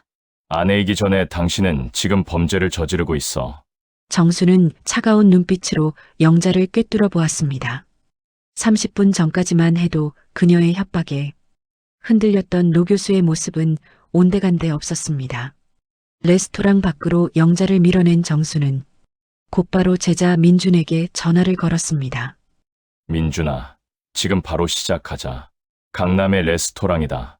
목격자만 10명이 넘어 업무방해, 공연성에 의한 명예훼손, 그리고 협박죄까지 전부 걸어버려. 하배, 그딴 건 내 인생에 없다.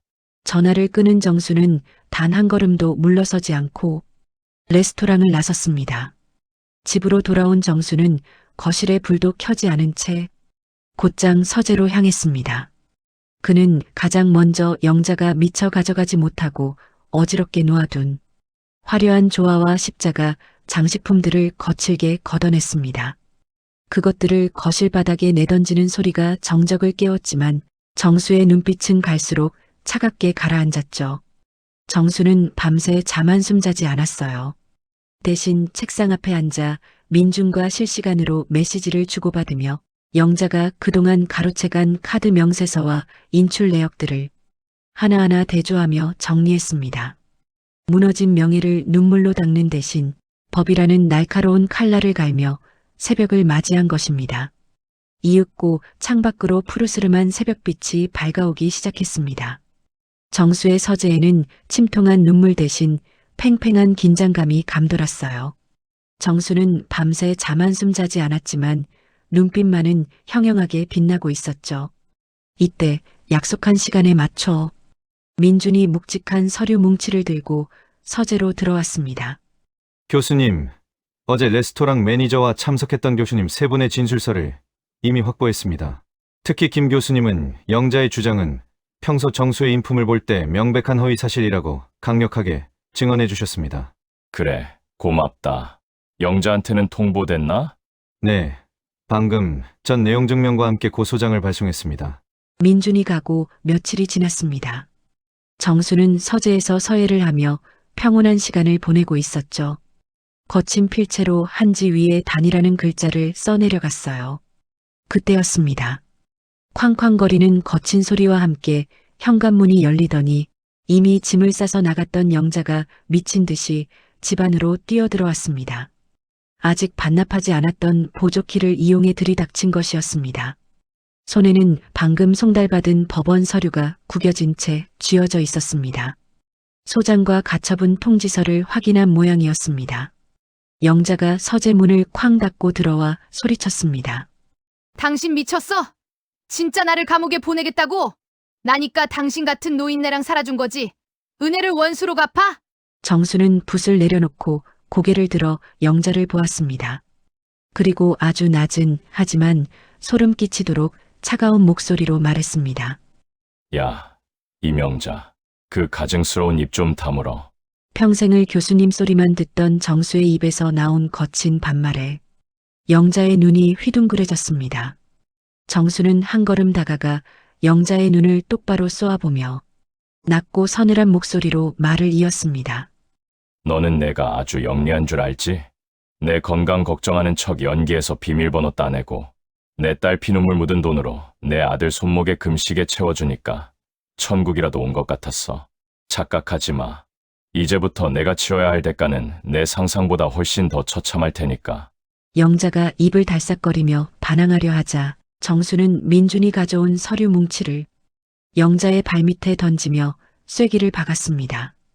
이게 뭔 줄 알아? 횡령, 사기, 그리고 내가 저지른 명예훼손 고소장이야. 지금 당장 내 집에서 내 물건 다 뺏어 꺼져. 1분 늦을 때마다 내 아들 손목에 찬 그 롤렉스, 횡령 공범의 증거물로 경찰에 제일 먼저 넘길 거야. 내 딸은 컵라면 먹을 때 네 아들은 내 돈으로 명품질하며 호강했지. 그 대가로 네 아들 인생의 빨간 줄 그어지는 꼴 내가 내 눈으로 똑똑히 봐줄게. 영자의 얼굴이 흑빛으로 변했습니다. 정수는 이제 영자를 쳐다보지도 않은 채 다시 붓을 들었죠. 살고 싶으면 당장 내 아들한테 전화해. 내가 시키는 대로 법정에서 내 죄다 풀지 않으면 그 시계 찬 손목에 수갑 채워버리겠다고 말이야. 알았어? 영자의 얼굴이 하얗게 질렸습니다. 그 순간 정수의 휴대폰이 울렸습니다. 영자의 아들 현우였어요. 정수는 스피커폰을 켰습니다. 교수님, 저 현우예요. 제발 저는 고소하지 마세요. 시키는 대로 다 할게요. 엄마가 교수님 돈 훔친 거 제가 다 증언할게요. 현우의 비겁한 비명이 서재 안에 울려 퍼졌습니다. 영자는 자신이 그토록 금지옥엽 아끼던 아들의 배신에 바들바들 떨며 바닥에 주저앉았습니다. 73세 노 교수의 반격은 이제 겨우 시작이었고 그 속도는 영자가 감당할 수 없을 만큼 빠르고 잔인했습니다. 당신 후회할 거야! 혼자 외로워 죽어버려! 라고 저주를 퍼부었지만 대답 대신 서재 문을 굳게 닫았죠.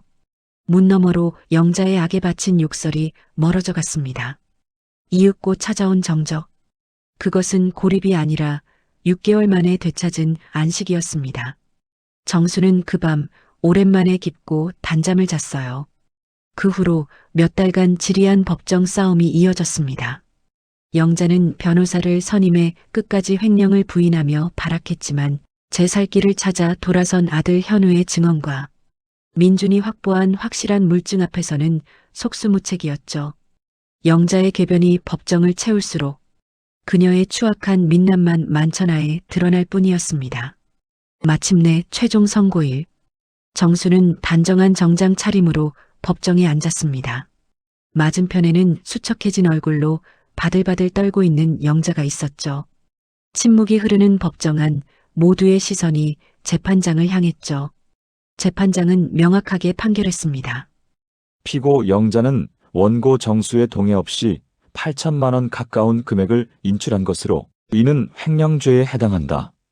또한 다수의 증인 앞에서 허위 사실을 유포하여 원고의 명예를 훼손했다. 피고는 원고에게 인출 금액 전액과 위자료 3천만 원을 배상하라. 이혼을 허가한다. 정수는 법정에 앉아 그 판결을 들었습니다. 손이 떨렸습니다. 분노나 기쁨이 아니라 안도였죠. 이제 정말 끝났구나. 영자는 법정에서 울고 있었습니다. 하지만 정수는 그녀를 바라보지 않았어요. 법정을 나서며 민준이 정수의 어깨에 손을 얹었습니다. 교수님, 축하드립니다. 정의가 승리했습니다. 정수는 고개를 끄덕였습니다. 고맙다, 민준아. 내가 없었다면 불가능했을 거야. 아니에요, 교수님. 교수님께서 끝까지 포기하지 않으셨기 때문입니다. 두 사람은 법원을 나섰습니다. 밖에는 봄 햇살이 따뜻하게 내리쬐고 있었어요. 비록 잃어버린 시간이 완전히 돌아오지는 않겠지만 정수는 생각했습니다. 적어도 나의 존엄만은 지켜냈다라고 말이죠. 정수는 곧장 자신의 개인 계좌를 확인했습니다. 그리고 타지에서 컵라면으로 끼니를 때우며 공부하던 딸 지훈이 생각나 그동안 아껴두었던 돈의 일부인 500만 원을 딸에게 송금했습니다. 잠시 후 지훈에게서 곧바로 전화가 왔습니다. 아빠, 갑자기 이게 뭐예요? 정수는 오랜만에 지훈의 목소리를 들으며 옅은 미소를 지었죠. 지윤아, 내가 힘들게 공부하고 있잖아. 조금이나마 도움이 되었으면 해서. 지훈은 울먹이는 목소리로 대답했습니다. 아빠, 고마워요. 정말 고마워요. 근데 아빠는 괜찮으세요?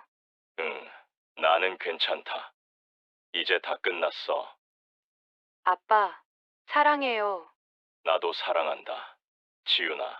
전화를 끊고 정수는 따뜻한 미소를 지었죠.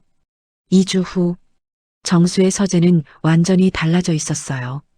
화려한 조화와 십자가, 장식품들은 모두 사라졌습니다. 그 자리에는 정수의 서예 작품들이 다시 걸려 있었습니다. 책상은 깨끗하게 정리되어 있었고 새로운 붓들이 붓거리에 꽂혀 있었죠. 벼루에는 새로 갈아놓은 먹물이 담겨 있었습니다. 정수는 매일 아침 5시에 일어나 서재로 향했습니다. 창문을 열고 차를 끓이고 먹을 갈았어요. 그리고 붓을 들어 글자를 쓰기 시작했죠. 오늘은 정중동을 쓰기로 했습니다. 고요함 속의 움직임이라는 뜻이었습니다. 겉으로는 고요하지만 그 안에서는 생명력이 흐르고 있다는 의미였죠. 정수는 그 글자가 지금 자신의 삶을 가장 잘 표현한다고 생각했습니다. 혼자 있지만 외롭지 않고 고요하지만 생동감이 넘치는 삶. 작품을 완성하고 정수는 붓을 내려놓았어요. 그리고 만족스러운 표정으로 작품을 바라보았죠. 한 달 후, 정수는 오랜만에 대학 동창들을 집으로 초대했습니다. 김 교수와 몇몇 동료들이었어요. 그들은 서재에 들어서자 감탄사를 연발했죠. 정수야, 이 작품들 정말 훌륭하구나. 예전보다 더 깊이가 있어 보여. 정수는 미소를 지었습니다. 고맙네. 요즘 다시 집중할 수 있게 되었어. 김 교수는 정수의 어깨를 두드렸습니다. 자네, 정말 좋아 보여. 지난번에는 걱정했는데, 이제는 마음이 놓이는구만. 정수는 고개를 끄덕였어요. 나도 이제야 제대로 살고 있는 것 같네. 그들은 거실로 나와 차를 마시며 이야기를 나눴습니다. 조용하고 품이 있는 대화였습니다. 정수는 그 시간이 좋았어요. 김 교수가 조용히 물었습니다. 정수야, 외롭지는 않아? 정수는 창밖을 바라보며 대답했습니다. 외롭지 않네. 혼자 있는 것과 외로운 것은 다르더군. 나는 혼자지만 외롭지 않아. 김 교수는 고개를 끄덕였습니다. 그래, 자네가 그렇게 말하니 마음이 놓이네. 동료들이 돌아간 후 정수는 서재로 돌아왔습니다. 창문을 열었죠. 저녁 바람이 들어왔습니다. 서늘했지만 상쾌했죠. 3개월 후 정수는 아침 루틴을 완벽하게 회복했어요. 새벽 5시에 일어나 서재로 감옥을 갈고 붓을 들어 글자를 썼죠. 한 획 한 획 정성스럽게. 붓이 한지 위를 미끄러지는 소리가 정수에게는 음악처럼 들립니다. 오전에는 서예를 하고 오후에는 책을 읽었어요. 저녁에는 딸 지훈과 화상 통화를 했고 밤에는 라디오를 들으며 차를 마셨죠. 그리고 일찍 잠자리에 들었어요. 단순한 일상이지만 정수에게는 완벽한 일상이었습니다. 어느 날 저녁 정수는 우편함에서 편지 한 통을 발견했어요. 발신인은 영자였습니다. 정수는 편지 봉투를 뜯어 내용을 훑어보았습니다.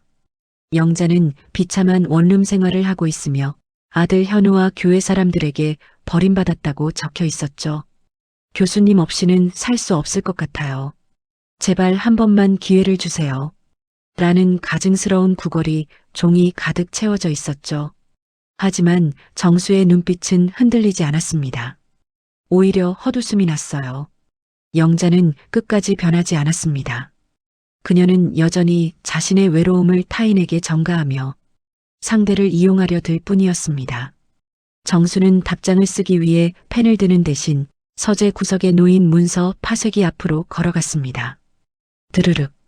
가느다란 종이 줄기가 되어 쏟아지는 그녀의 국어를 바라보며 정수는 비로소 완전한 해방감을 느꼈습니다.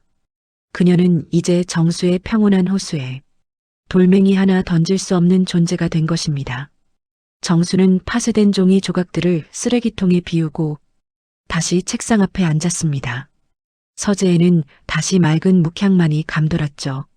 6개월 후 정수의 서재에는 새로운 작품들로 가득했습니다.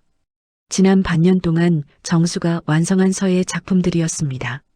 각각의 글자들은 정갈했고 균형이 잡혀 있었고 깊이가 있었습니다. 정수는 그 작품들을 보며 생각했습니다. 나는 나를 되찾았구나. 어느 겨울 저녁 눈이 내리기 시작했어요. 정수는 서재 창가에 앉아 눈 내리는 풍경을 바라보았습니다. 하얗고 고요한 눈이었죠. 휴대폰이 울렸습니다. 딸 지훈이었습니다. 아빠, 저 이번 겨울방학에 한국 가요. 아빠랑 여행 가기로 했잖아요. 정수는 미소를 지었습니다. 그래, 어디로 갈까? 아빠가 좋아하시는 산사로 가요. 조용한 곳으로요. 좋다. 그렇게 하자. 아빠, 요즘 행복하세요? 정수는 창밖의 눈을 바라보며 대답했습니다. 그래, 행복하단다. 다행이에요.